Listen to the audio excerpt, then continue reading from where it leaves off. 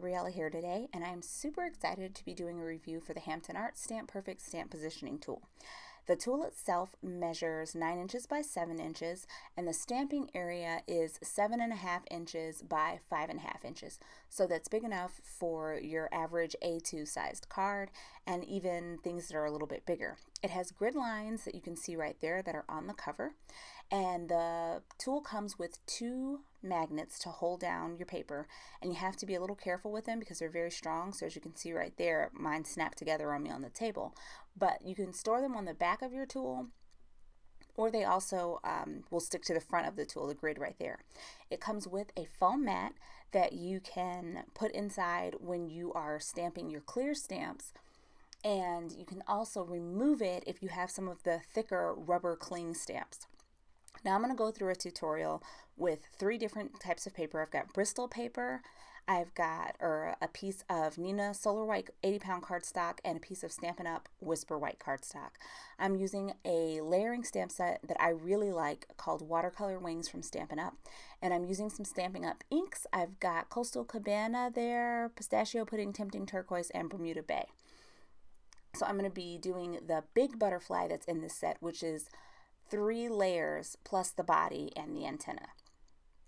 So I'm going to start with my Stampin' Up! Cardstock, and this is my first time using this tool, so you can see there's a little bit of sort of a learning curve. Nothing big, but just when I was doing my first stamp right here, I put my magnets down and then I pressed super hard right there to try to stick the stamp on. You don't have to do that. You can just set the stamp there and just touch the cover to it and it will stick.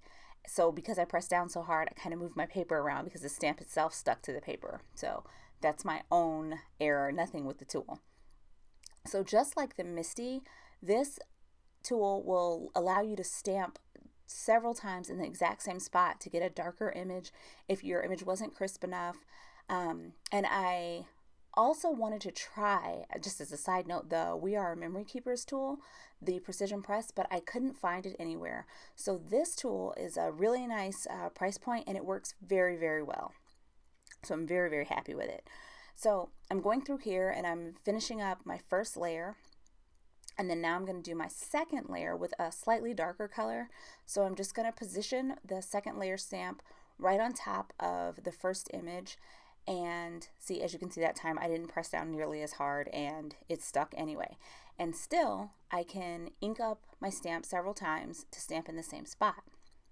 Now the difference in the ink there is really because of the paper that I'm using. And at the end, you'll see how each different paper holds the ink a little bit differently. So you kind of get like a completely different look with the stamp set. So now I'm going to do my third layer of this stamp. And this is going to be my darkest color, which for this one, I'm using the Tempting Turquoise at this point for this last one. So I ended up not using my 4th color on this. I ended up using a much deeper color for the body, which I'll show you that in just a second. I ended up using the Blackberry Bliss for that.